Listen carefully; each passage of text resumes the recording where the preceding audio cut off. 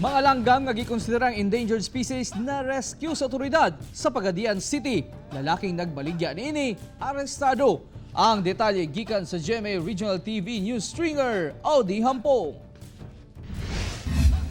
Java Sparrow, Scally-breasted morig, pipila lang kini sa klase sa mga langgam nga gikonsiderang endangered species nga na-rescue sa iniusang puwersa sa Maritime Police o DNR sa palengke sa Pagadian City sa Buanga del Sur. Natultulan sa otoridad ang gibaligyaan sa mga langgam, gumikan sa sumbong sa concerned citizen. Arestado ang nagbaligyan niini nga si James Lumongo. May isang concerned citizen pumunta dito sa opisina namin.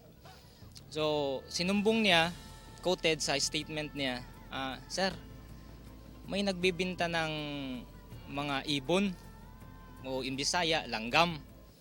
Sabi namin, saan yan? Sabi niya, dyan lang malapit sa may gate 1 ng public market ng Pagadian.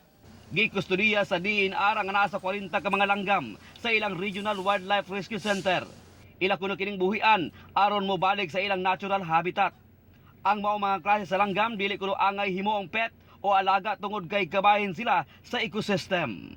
So ito ay warning lamang doon sa ating mga kababayan na ang panghuhuli or ang mere na pagpossession or ibig sabihin nasa iyo nung time na nahuli ka, ito ay kalabagan na sa ating RA 9147 or ang ating Philippine Wildlife Act.